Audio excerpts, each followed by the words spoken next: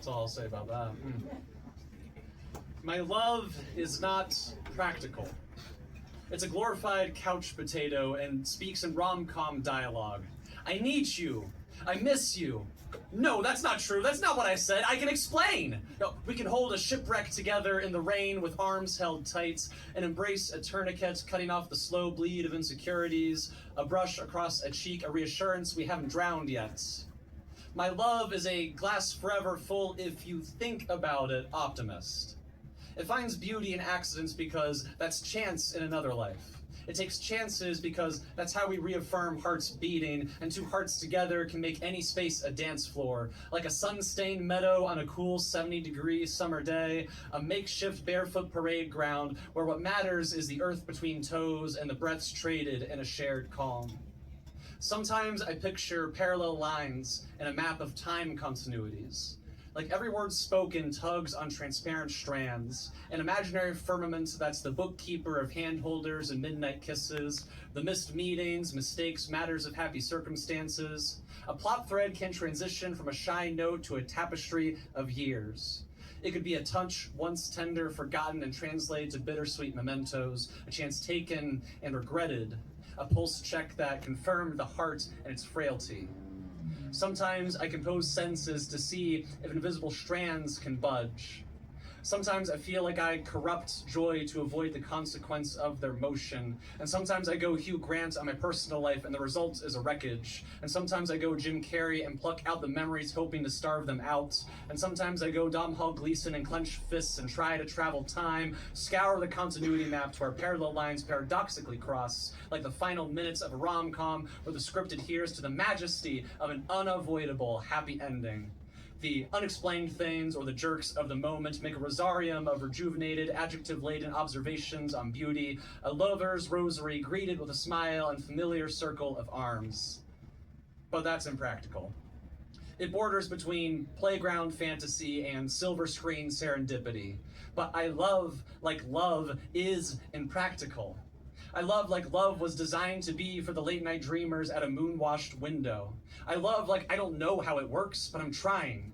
I love like I need a dance floor and somebody to dance with, and the venue doesn't matter. It doesn't matter if you have dancing shoes or not. I love like I could make parallel lines cross with a nudge of a sentence, a coaxing of a plot thread to divide into a welcome accident. I love like I want to. Like I want to love. Like I need you, I miss you. There was a lot I didn't say, and I wish I did, about holding things together in bad weather, and that's what hope is. It's not practical, but I love like love can be impractical, and there's a beauty in those times where different strands intersect. So, I chose this poem tonight because yesterday morning I woke up to a message that one of my friends died super suddenly and unexpectedly and was younger than me on Sunday. So this is not just my feelings right now. Yeah. I wish we had more time. Every day in high school, after hanging out at your house, watching you play Sonic and eating an entire container of strawberry ice cream, you would walk me home.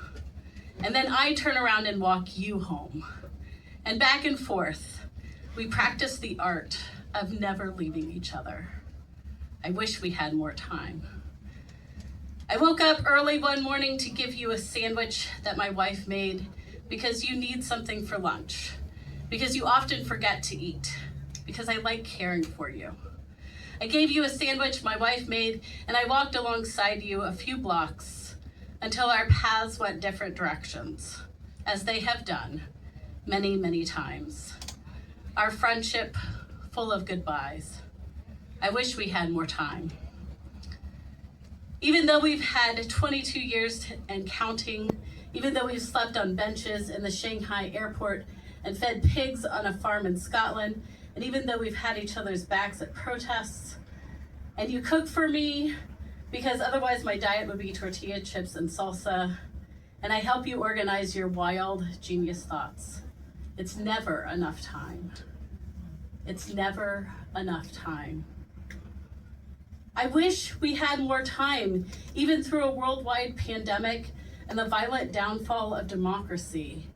I wish we had more time for yoga positions and morning coffee and stretching out on clean sheets, and for late night summer drives and bonfires and kissing in your car. I wish we had more time for building castles on the floor with 4-year-olds and playing Nerf wars with 6th graders in a 100-year-old church building. I wish we had more time for studying all the languages and learning all the history and reading all the books and making all the art. I wish we had more time for exploring all the streets and cultures and religions and people and listening to all their stories. I wish we had more time for D&D campaigns and writing stories, for neighborhood walks and stargazing and talking about how everything is connected. I wish we had more time for you and me, and you and me, and you and us, and I wish we had more time.